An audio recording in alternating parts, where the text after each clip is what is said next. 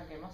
Bien, estamos con Nildo Uríquez, presidente del Instituto de Estudios Latinoamericanos, ¿verdad? De la Expresidente. Expresidente. Miembro. Miembro ahora del Centro de Estudios Latinoamericanos, Instituto de Estudios Latinoamericanos de la Universidad Federal de Santa Catarina, en Santa Catarina, Brasil, en Florianópolis. Va a dar en unos momentos más una charla sobre la situación actual del Brasil en el marco de las actividades del SESMA y del PLED. Y bueno, tenemos esta primera conversación, Nildo, un poco vamos a subir esto a internet para los amigos, para socializar esta conversación. Un primer balance, ¿qué pasó con esas grandes movilizaciones que hubo en Brasil hace 2 o 3 semanas?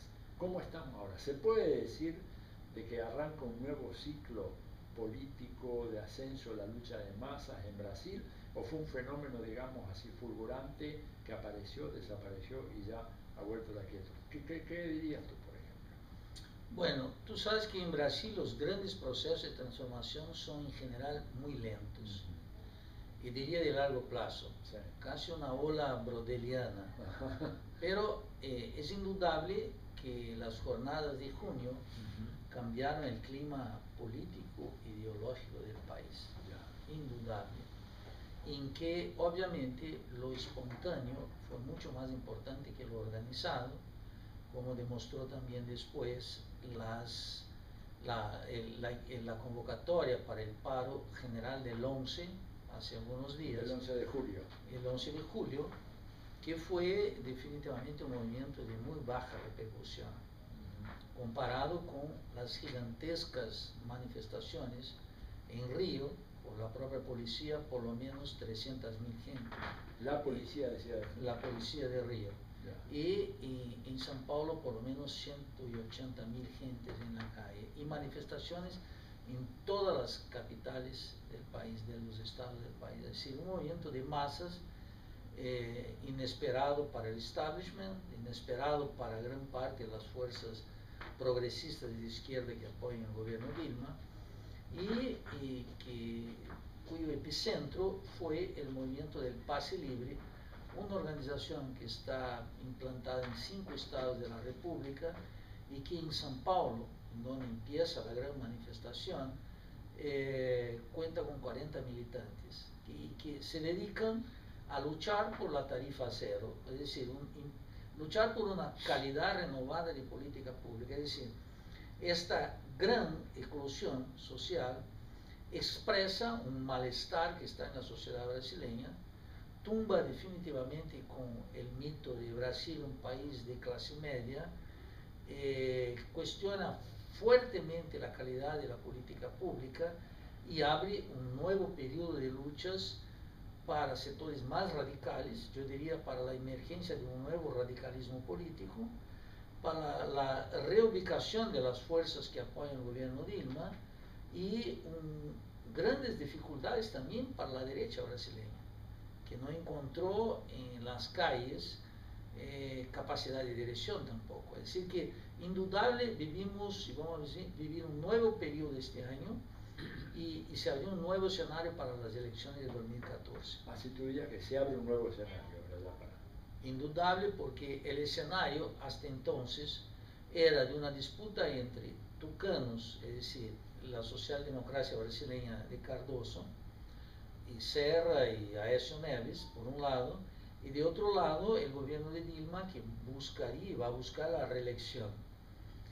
Más allá de esa polarización, que yo llamo un consorcio P-tucano, es decir, un consorcio que hay una polarización partidaria, pero casi el mismo programa económico y no muchas diferencias en los aspectos sociales y de política externa. De hecho, el proceso de los últimos años, más allá de la polarización partidaria, es una aproximación programática. La emergencia de miles y miles y millones de personas solicitando salud de calidad, educación de calidad y transporte gratuito, puso con fuerza la cuestión social para el nuevo escenario.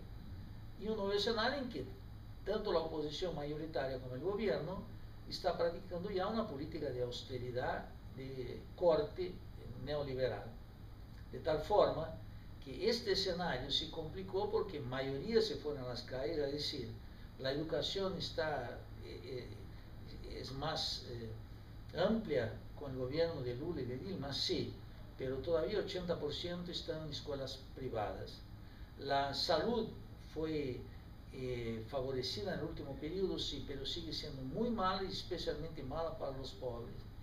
Y el transporte colectivo, que es lo más significativo de las jornadas de junio, es que ganó el transporte colectivo el estatus de bien público y no más de algo que pueda ser una mercancía como ir al shopping. Ahora, salud, educación y transporte están en un mismo renglón de un bien público que tiene que ser gratuito y garantizado por el Estado. Es decir que esta pauta, metiendo con fuerza la cuestión social, puso un problema, Atilio, porque en general la cuestión social trabajada por Lula en los programas sociales que involucran casi 40 millones de brasileños, tenía un perfil de caridad muy fuerte que ahora se evidencia después de los grandes protestos de masa.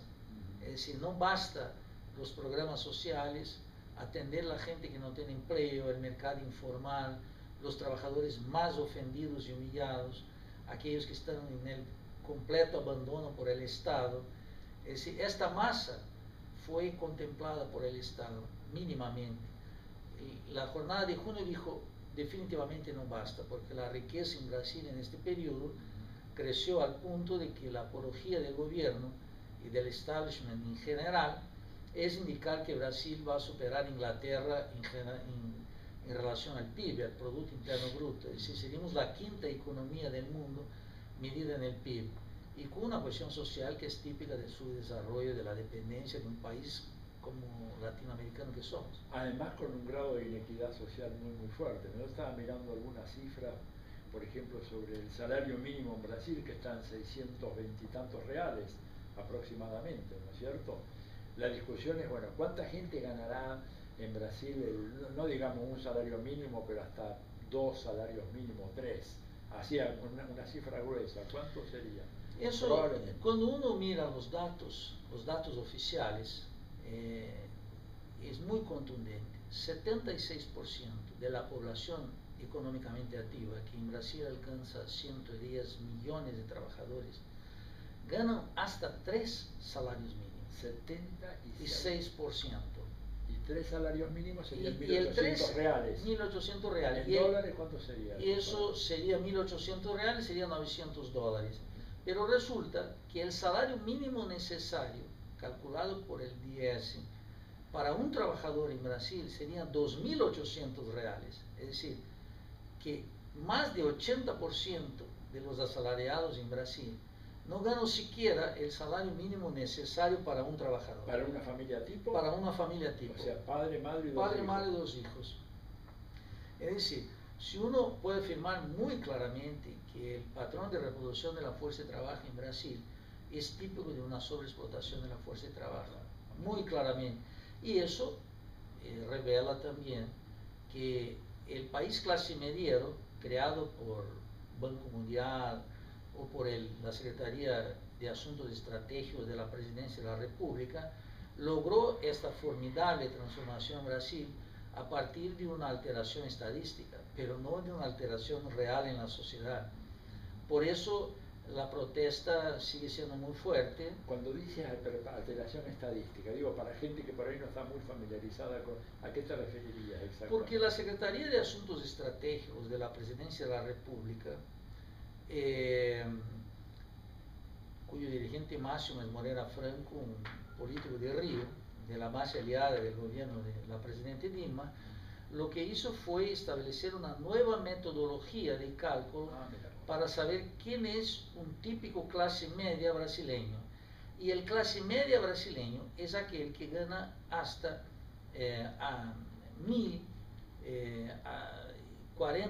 acima de 1.040 reales.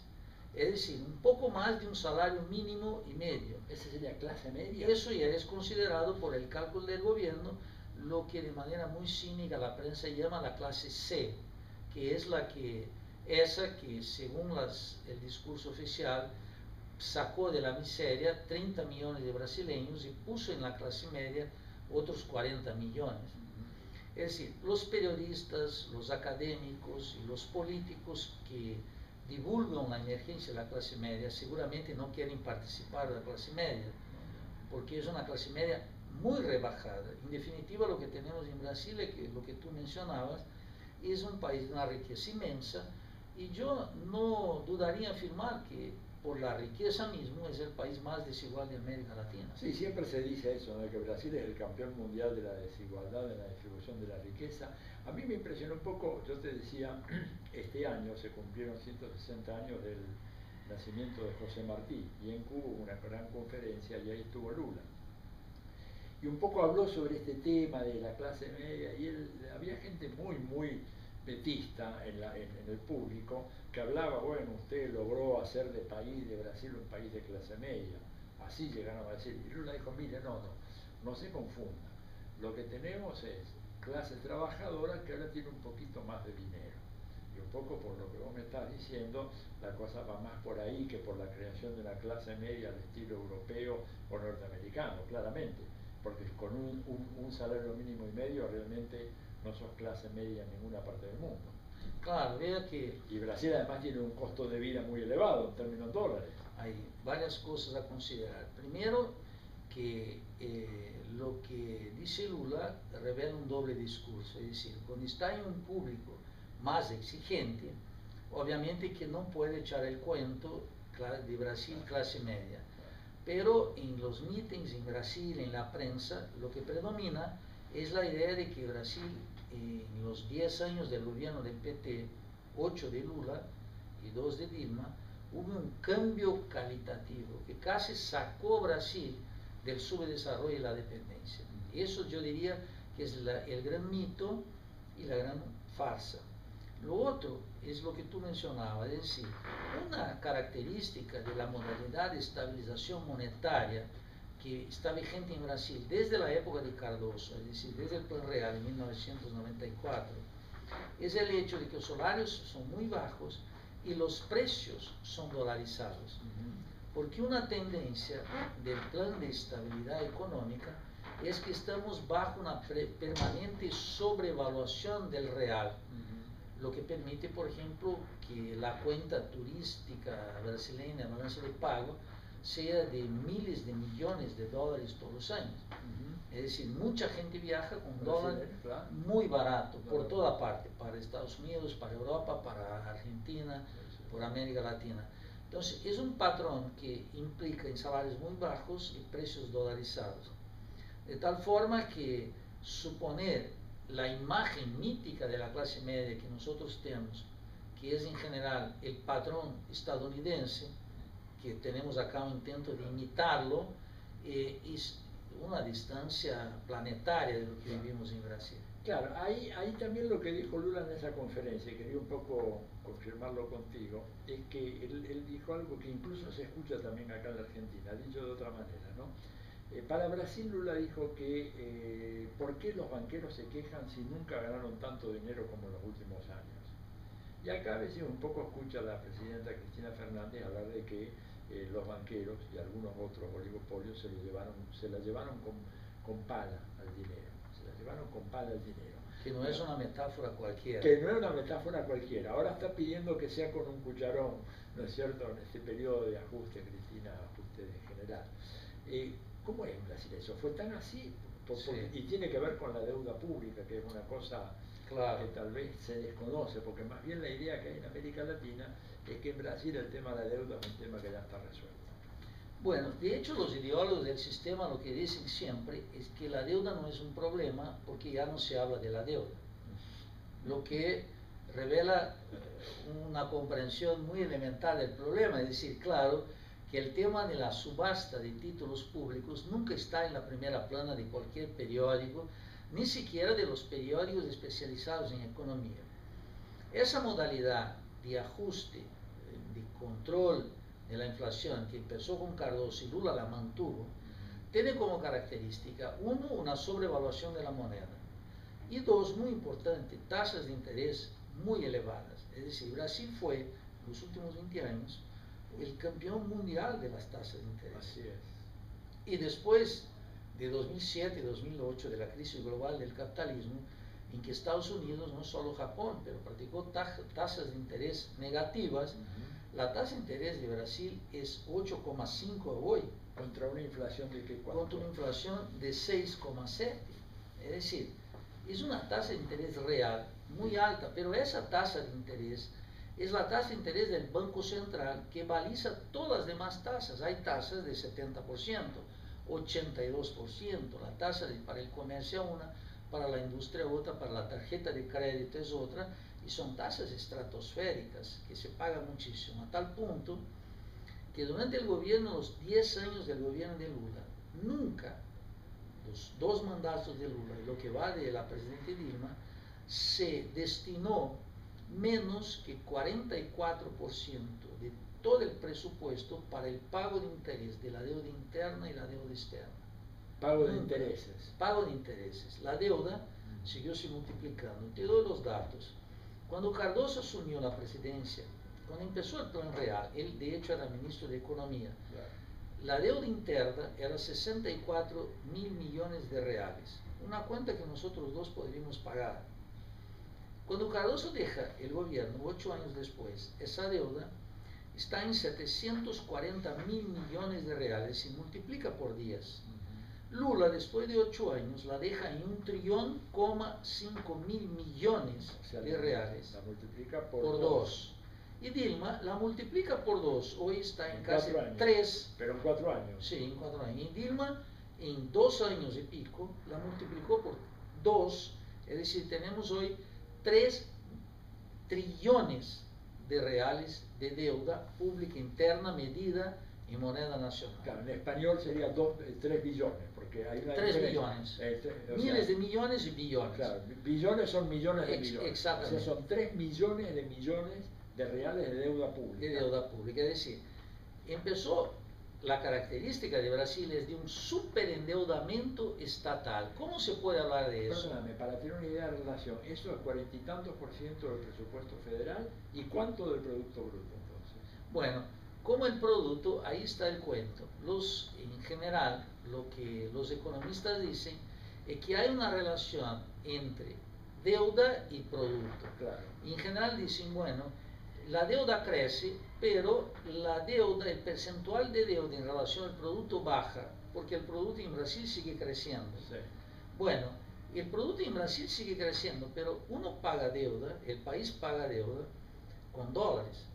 Entonces, si no, las exportaciones no generan dólares para pagar la deuda, lo que hace el país, es decir, no genera divisa, es buscar nuevos préstamos. Claro. Y endeudarse todavía más. De hecho, en los últimos años lo que nosotros vimos fue, por influencia de esa tasa de interés elevadísima en el mercado interno y muy baja en el mercado internacional, empezó a ocurrir un gigantesco endeudamiento privado externo y destinábase al pago de los servicios de la deuda pública interna, en que 34% tiene vencimiento de 12 meses. Lo que fue el año pasado, 47% de todo el presupuesto de la presidenta Dilma de 2012 fue destinado a eso. Es decir, una consecuencia clara de este superendeudamiento público interno y privado externo es que la tasa de inversión para los servicios públicos son necesariamente muy bajos. Y el servicio público es necesariamente de muy mala calidad. Es decir, es una combinación explosiva que se oculta bajo el hecho de que los organismos internacionales, la prensa especializada, pone Brasil como un ejemplo a seguir, pero si tú consideras que la fuerza de trabajo está bajo un estatuto de sobreexplotación, que tenemos una tasa de interés gigantesca cuando las tasas de interés caían en todo el mundo, claro. Cuando no hay una amenaza de inflación en el capitalismo global, sino todo al revés, el tímido keynesiano que regresó precisamente para alejar la posibilidad de un estancamiento de la economía. Y si considera con eso, estamos sufriendo un superendeudamiento en divisa fuerte y con una moneda sobrevaluada, es decir, las condiciones para un desastre económico están cada vez más fuertes.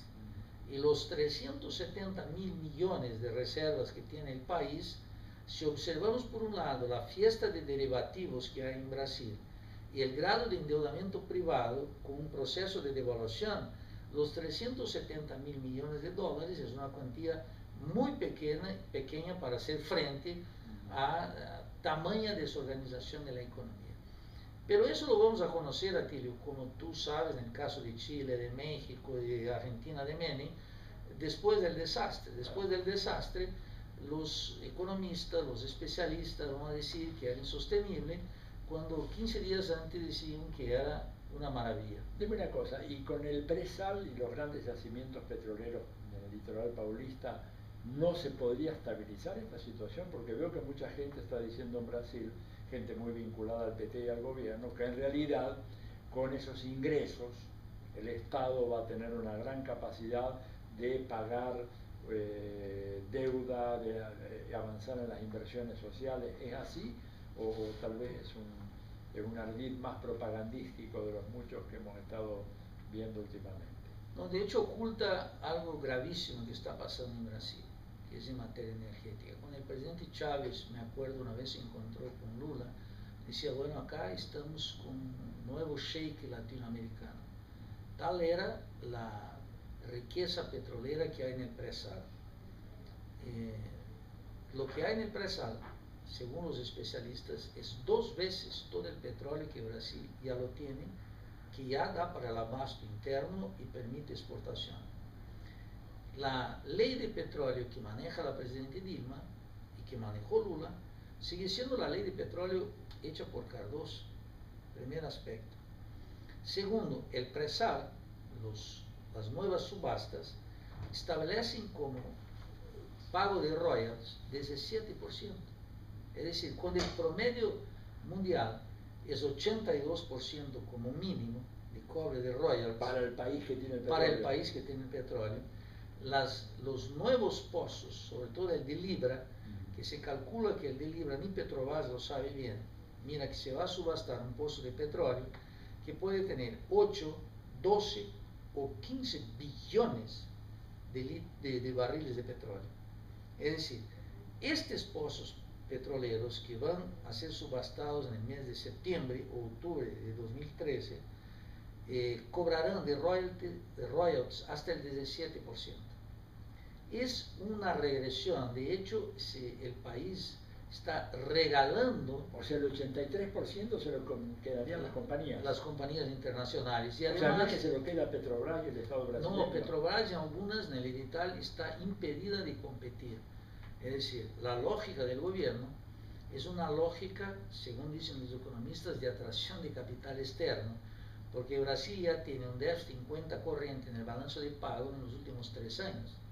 De tal manera que es una forma, bajo el supuesto de atracción de capital, regalar un petróleo cuyo riesgo de prospección es cero, porque ya está hecho, y que va a regalar la riqueza del país de la forma más irresponsable, que un gobierno de Cardoso no se atrevió a hacerlo, y que Dilma lo está haciendo bajo el argumento que va a dedicar 100% de los royalties, de las regalías, para la salud y la educación. Ella lo quería para educación.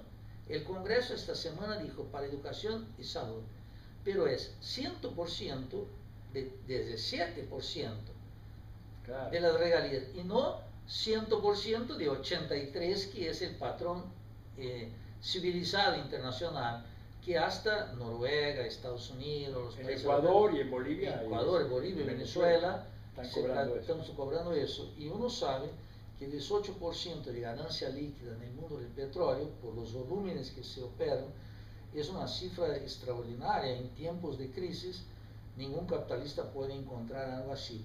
Pues bien, la presidenta Dilma la está regalando a 17% de regalía, es decir, 83% queda con las multinacionales, cuando lo normal sería que 17% se quedara con las multinacionales.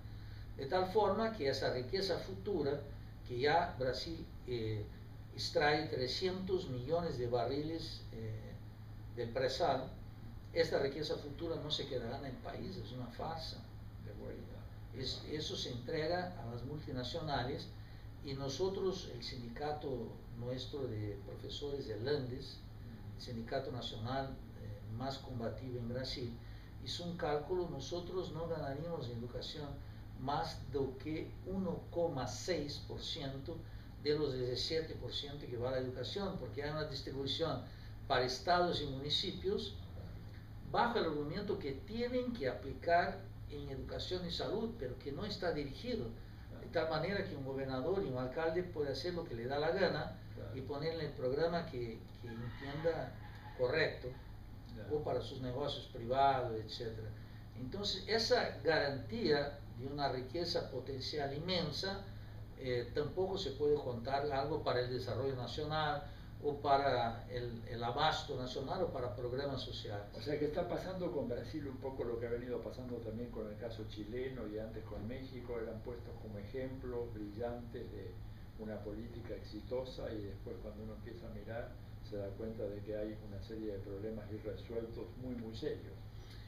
Con una aclaración importante, tú lo recuerdas bien, bajo Pinochet el modelo chileno era propuesto como un modelo exitoso. Y durante un tiempo de la concertación también, porque el gobierno chileno no hizo un cambio en la política económica hasta la revolución de los pingüinos. En el caso mexicano, había el incómodo de que era una dictadura perfecta y que hizo una gran transformación bajo el gobierno de Salinas de Gortari, que llegó el gobierno además por una fraude electoral gigantesca, vendió México y puso México en la órbita de Estados Unidos con el Tratado de Libre Comercio entre México, Estados Unidos y Canadá. En el caso de Brasil es más útil, porque no es una dictadura perfecta, no es una dictadura Pinochet, y además tenía la presidencia de la República Luis Ignacio Lula da Silva, un hombre que viene del círculo de fierro de la pobreza, desde los de abajo, que como dirigente obrero cumplió una función importante, y como dirigente político sirve a las clases dominantes, es decir, hace un programa que atiende a los pobres, después de 8 años de Cardoso, que era de una insensibilidad social absoluta, pero que, como él mismo dijo en el último día de su gobierno, para una rueda de prensa con los blogueros de Brasil, él dijo: acá los ricos nunca ganaron tanto, los pobres ganaron algo y los trabajadores un poco. Esa es la definición, según las palabras de Lula. Es decir, pero Lula se volvió un símbolo de la lucha en contra de la pobreza, a tal punto que el presidente de México actual, Enrique Peña Nieto, del PRI, que no es un aliado incondicional de Estados Unidos, un hombre de la élite, invita a Lula para ir nada menos que en Chiapas, y Lula va a Chiapas para lanzar en Chiapas una cruzada en contra de la pobreza y el programa Hambre Cero en México, en Chiapas, la tierra de los zapatistas. Es decir, para mí revela dos cosas: cómo Lula sirve para el establishment, por un lado, y cómo Peña Nieto, como representante de la derecha, revela que la nueva derecha no tiene vergüenza de disputar la cuestión social, es decir, de los pobres también podemos tratar nosotros. ¿Por qué? Porque en definitiva lo que dedicamos a los pobres es una parte muy pequeña del presupuesto, es una migaja, a tal punto que no solo gente que tuvo pasado de izquierda como Lula lo puede hacer, sino que nosotros, ilustres conservadores, lo podemos hacer. Claro, hay por ahí una cifra que habla de que el costo total del programa Bolsa Familia en Brasil es algo así como 20.000 millones de reales por año. Y esa, en términos de los pagos de los intereses de la deuda externa, es nada. Es nada. De tal manera que se puede, y ver que hay una pelea, había una pelea gigante para ver si se ampliaba o se disminuía eso.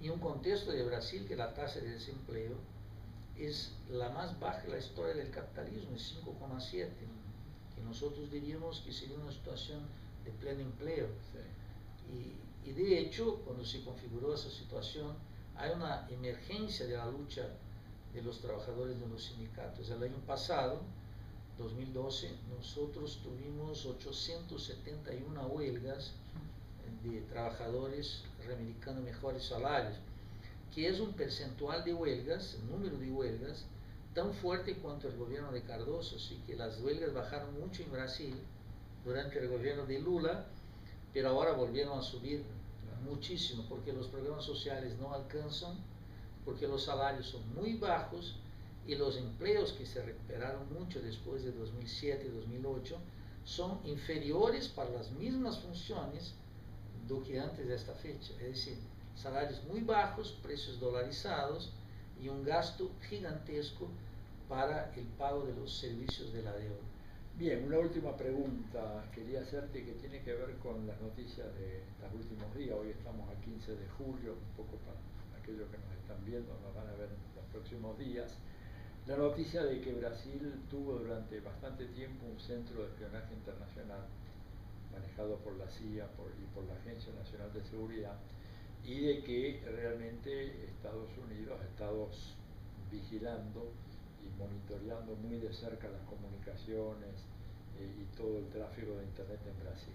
Esto puede hacer que Brasil adopte una postura más dura en relación a robustecer la UNASUR y plantear una diferencia muy fuerte con Estados Unidos en relación a este tema y a otro, ¿verdad? Como por ejemplo la colaboración que está planteada a partir del acuerdo entre Lula y Bush de la producción de etanol y biocombustible. ¿Habrá manera de que Brasil revise un poco esta posición?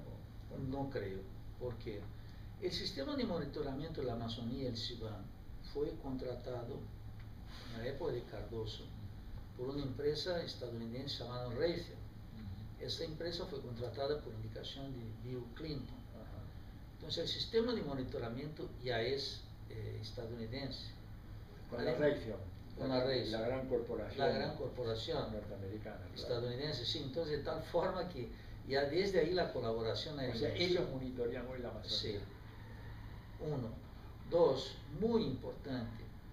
Hay una regresión en la diplomacia brasileña de la época de Lula para la época de Dilma. Y no que la época de Lula fue una época marcada por el antiimperialismo, al contrario, pero era de un cierto aprecio en el segundo mandato de Lula por las iniciativas latinoamericanas, entre las cuales UNASUR, CELAC. Ves que Brasil jamás impulsionó el Banco del Sur. No le interesa. Y al contrario, piensa en hacer un aporte para un banco de los BRICS, que es una ilusión completa. Es decir, Antonio Patriota, nuestro actual canciller, afirmó luego que asumió su mandato que tenía relaciones sentimentales con Estados Unidos, que digamos que es un primo del canciller menemista que hizo que Argentina tenía relaciones carnales. Entonces ahora él tiene relaciones sentimentales. Es decir, eso es absurdo pensar.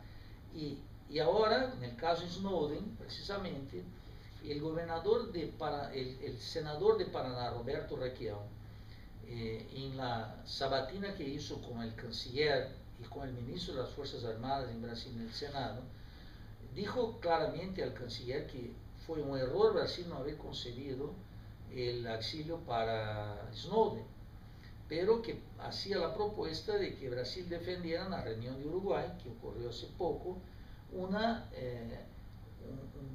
pasaporte del Mercosur para Snowden, para que él pudiera circular aquí, lo que me pareció una propuesta adecuada y muy brillante en términos diplomáticos incluso, pero ni siquiera para eso el canciller patriota se manifestó de alguna forma. Dijo que Brasil podría escuchar Snowden en otro territorio, pero no se piensa las declaraciones del ministro de Comunicaciones, que afirmó que el espionaje ya confirmado de Estados Unidos en Brasil, espionaje político, industrial, gubernamental, está caracterizado. No hay, se creó una comisión interministerial para eso, cuando eso tenía que ser un acto de la presidencia, decir, bueno, acá queremos que el embajador, que además el embajador de Estados Unidos en Brasil es Thomas Shannon, que no es precisamente una palomita. No, no, no. Es un hombre comprometido con todos los tipos de crímenes en Centroamérica, un hombre de la ultraderecha estadounidense. Estuvo con Bush hijo y fue, creo que, secretario de Estado adjunto para asuntos interamericanos. Por eso, es un tipo que actúa acá sin dejar muestra de que es un diplomata, es un agente claro de Estados Unidos. Escapa al padrón normal de lo que sería un diplomata de Suecia, por ejemplo, o de China, acá en América Latina. Entonces, aún comprobado eso, la medida más avanzada del gobierno de la presidenta Dilma fue hacer una comisión interministerial para identificar algo que el ministro de Telecomunicaciones, Paulo Bernardo, ya dijo que ya está configurado, es decir, momento del país tomar medidas de soberanía, repensar todos los acuerdos tecnológicos que tiene con Estados Unidos, los acuerdos militares, revisarlo cada una de esas instancias y discutir una estrategia común con los países sudamericanos. Pero no vemos la diplomacia brasileña moverse en esa dirección. Al contrario, después de esta crisis deflagrada por los informes de Snowden, por las denuncias de Snowden, lo que queda muy claro es el grado de sumisión de la política externa brasileña a Washington.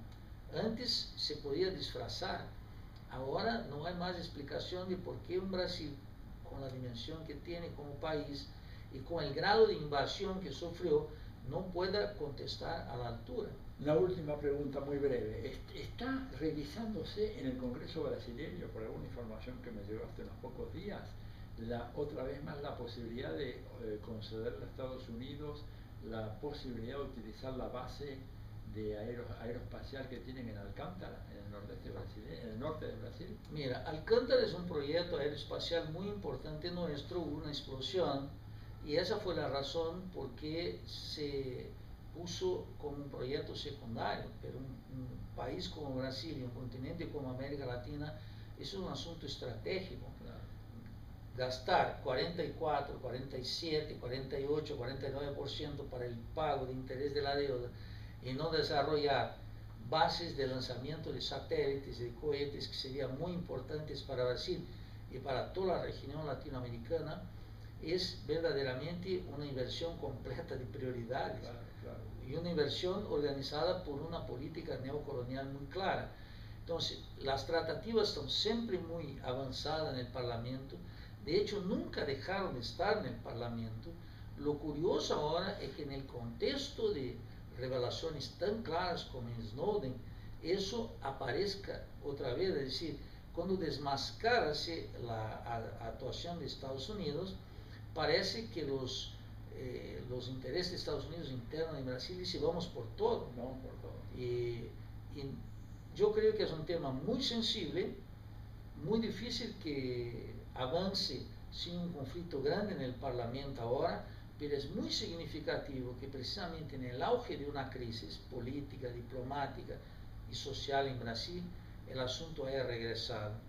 Es decir, yo creo que lo que tendremos, Atilio, en el periodo próximo es una aceleración de la conciencia política de las masas en Brasil, un acerramiento del espacio político, una disputa que se desplazó del Parlamento para las calles, y ojalá temas como la política externa empiecen a ser tratados con la misma intensidad o con algo de la intensidad que se trata hoy el tema del transporte, de la salud y educación. Y definitivamente vivimos un nuevo escenario que es mejor para Brasil y yo creo que es mejor para América Latina.